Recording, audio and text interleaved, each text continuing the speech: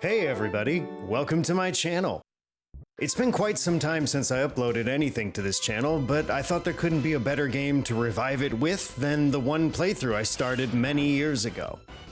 I decided against uploading the entire playthrough as one long Let's Play, and instead wanted to put my thoughts together ahead of time to provide a holistic perspective for this experience, rather than show the moment-to-moment gameplay. Before we get started, I wanted to talk on the way and reason why I alter the default controls. As a kid and teenager, I viewed the default controls as the only way to play these games. I even hated the Mega Man Zero games because, despite being awesome, they had dashing map to the left bumper. These days, though, I find it plays much better to use that control scheme, so I wanted to give a heartfelt apology to everyone I argued with 20 years ago about this. Mega Man X was one of the games that my family would rent all the time growing up. I remember our video store was right down the road from us, so it was always exciting to get to drive over and see all the shelves loaded with video games. When I was a kid, the N64 launched as well, so most kids my age were playing that rather than the Super Nintendo like I was. The fact that I was so behind the times made it hard for me to find anyone who could relate to the games I was playing at school. But at the same time, it made it almost more special, like I had this special thing that no one else did. Oh, quick fun fact too, I even remember saving up my allowance so I could buy it. We got it at Toys R Us. To give a quick overview of the game, Mega Man X is a 2D platforming game like the original Mega Man series of games that came before it. This is really where the similarities stop though.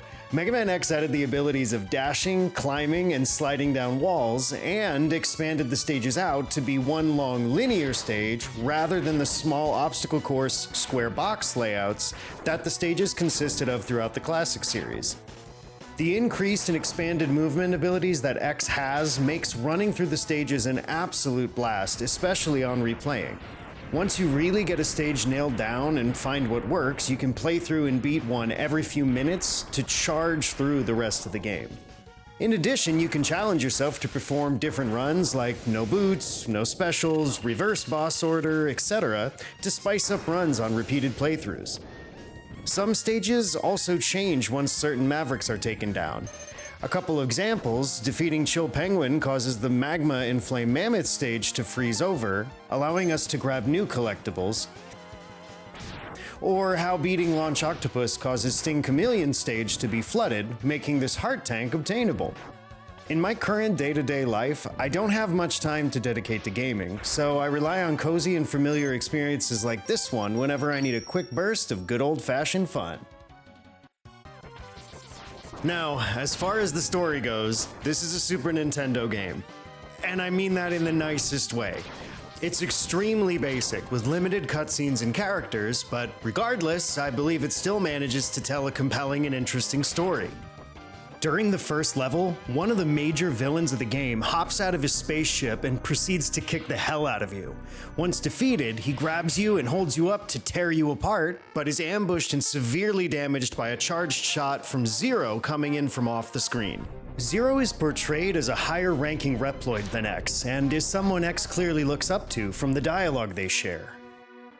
Zero encourages X that he won't remain stuck in the same weak state forever, and rushes off to continue his mission, leaving us to ours. Nearing the end of the game, we'll have a rematch with Vile after Zero sacrifices himself to destroy Vile's right armor once and for all, rendering him vulnerable. We murk him with a few rolling shields and down he goes. Further to the right, we meet up with the remaining pieces of our mentor Zero, who gives us a few last words of encouragement before fading away. Important to note, if you haven't gotten the arm part upgrade by this point, Zero gives you his arm cannon at this moment to help you carry on and take Sigma down. Speaking of Sigma, he's not given very much development in the game itself, and really exists to be the final hurdle for X and nothing else, so I don't have too much to say. Mega Man X also touts a large number of collectibles that are hidden in the stages. Some of these will need to be achieved upon replaying the stage, especially if you're a beginner, but some of the tougher ones can be cheesed if you know what you're doing. Jumping off the elevator at the beginning of Storm Eagle's stage comes to mind right away, as it was one of the ones I found through experimentation just by jumping off things around the stages to see what I could find. There was always this looming curiosity I had about what was hiding just outside the borders of the screen. It's also super fun to bait out the Crusher at Armored Armadillo's stage to grab this sub-tank, and then absolutely obliterate it using Flame Mammoth's weapon once caught back up. The hard tank at Boomer Kawanger's level always used to take a revisit to grab once you had his boss weapon. However, on a whim one time I fired a charged up shotgun ice blast, jumped at just the right moment, and was able to access that hard tank without needing to use the boomerang cutter. I found it on my own back in the day, but will never forget how cool it felt to see it used as an actual skip tactic by much more professional players. Some of the collectibles even feature mini-bosses, as this is the case with the armor part upgrade. In Sting Chameleon's stage, you need to beat up this green robot that's hanging around above a tunnel. After you do, the capsule emerges from the ground, and hey, fun fact, if you revisit and decide not to beat him, the tunnel starts raining rocks down again, implying that this green robot was the cause and making the world feel that much more lived in and alive. Moving on to the endgame, we have a few more stages that need to be done all in one shot. Right off the bat, after Vile of course, we face off against Boss Spider. This guy was the bane of my existence as a kid and gave me so much trouble. Today though, its movements are pretty straightforward and easy to predict by looking at the webs to determine which one it'll slide down. However, once it gets lower in HP, the speed will really crank up. Then we have the Rangda Bangda, which will test your wall jumping skills, and the Dinosaur Crusher? Not sure what this thing is supposed to be, but it's a relatively easy battle. Well, really anything is after Boss Spider. And that just leaves Sigma himself. As a final boss, I think this first face-off against Sigma is difficult enough, but nothing really to write home about. First he sicks his dog on you, which is easily taken down with shotgun ice. Then he'll jump around the room while swatting at you with his lightsaber.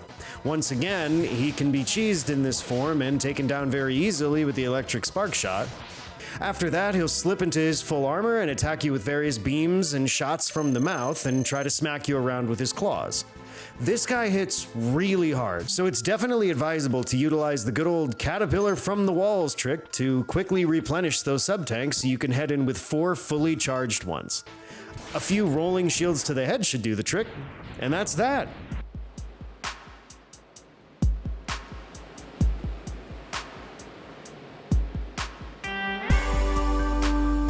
In summary, Mega Man X is one really solid entry in the X series and my second favorite overall. It's a game I can go back to over and over again and know that I'll always have an awesome time. I recently picked up a small CRT along with a SNES Junior, and believe it or not, this was the first game I popped in to play through. If somehow you haven't checked this series or this game out, I'd highly recommend you do so. It's a part of the X Legacy collection on many different storefronts and platforms, so accessibility could never be easier. Thank you so much for watching this review. Please let me know what you thought of it in the comments below, and I look forward to talking with all of you again.